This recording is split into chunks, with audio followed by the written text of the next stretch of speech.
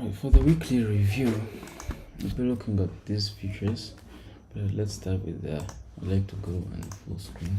Start with NQ. So looking on the weekly, it's obviously bullish because this exact week that we've ended, we've touched the all-time highs. You can see that here we took out the all-time highs. Yeah. Now, so I'm expecting the week to be bullish. Yeah, I'm expecting bullish push for this new starting week. This week was kind of neutral, which gets me thinking that we might actually drop a little bit into this fair value gap, or at least this low here. And at least we're going on the daily.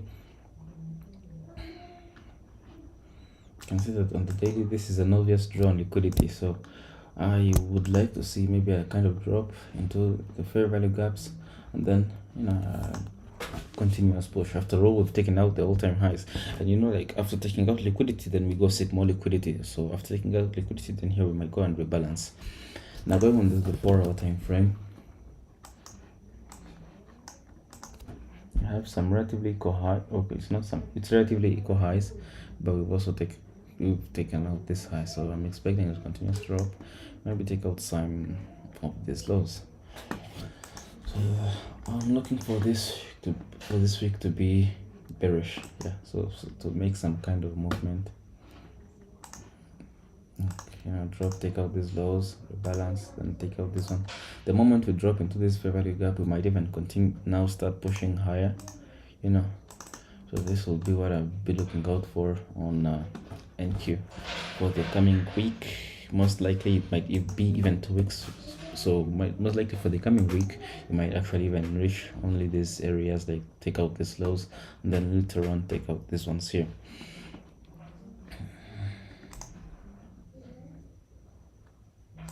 So this will be something like this. Yeah, this will be the outlook. And I think it's the same thing on ES didn't put in some crazy kind of SMT. It also took out this high by a few ticks. Yeah. And on the weekly time frame, we actually have this gap kind of near on ES. Let's see how it looks when we compare it on the weekly time frame. You can see that for ES we have somewhere below this candle, but yeah, the previous weekly low and the previous weekly high. So there we'll be making weekly high, weekly lows, daily high, daily low for the draw on liquidity. Yeah, so it's kind of the same thing on ES. Take out this high, rebalance for a bit, then the push continues after this crazy dump that had happened. That's what we'll be looking out for. Now going on YM.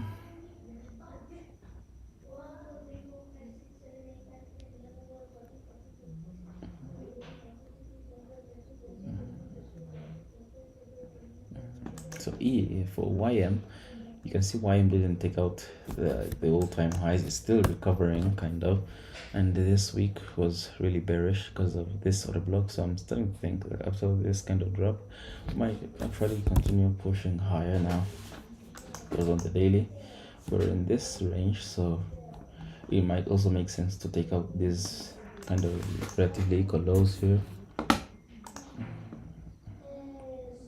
And after taking out the lows, then we can push. So if we are expecting a bullish week, we can expect the low of the day to be put in by Monday or Tuesday, and then you get the push, the huge momentum, the distribution on Wednesday, Thursday, then Friday rebalances like back to some reasonable point in price.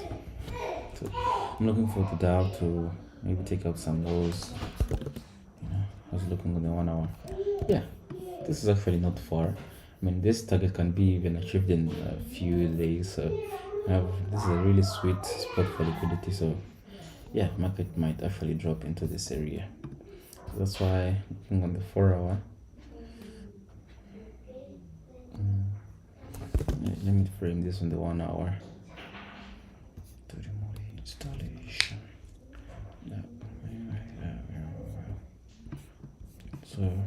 the 1 hour you can see it's looking nice. All I want is a nice drop here, and then a continuous push or something like this.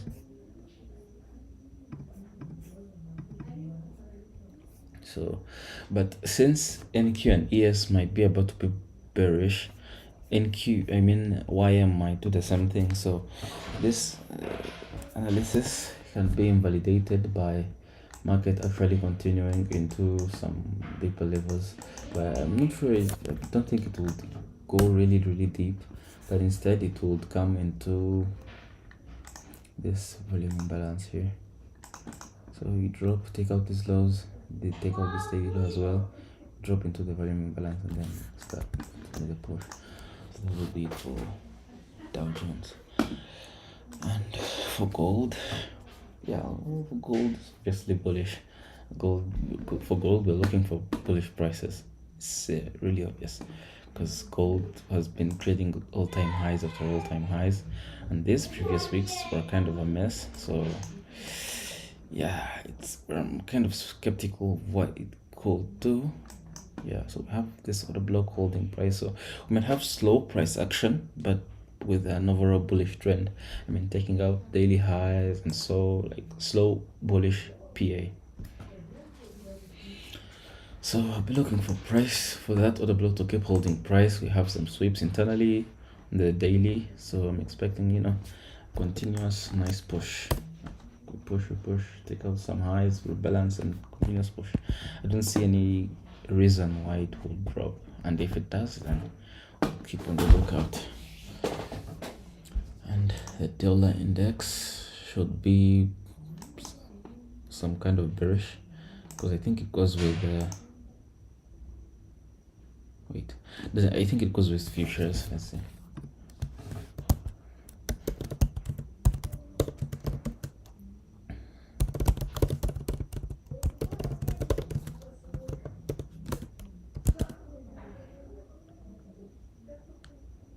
So the dollar index and the NQ futures are inversely correlated. So if you have a bearish analysis on NQ, then it's possible that the dollar index might be bullish.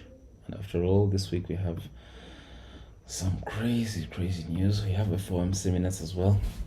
You can see that we're kind of bearish this time. Took out these equal on the weekly. And let's see on the daily, because taking analysis on the weekly, that thing might take years to happen.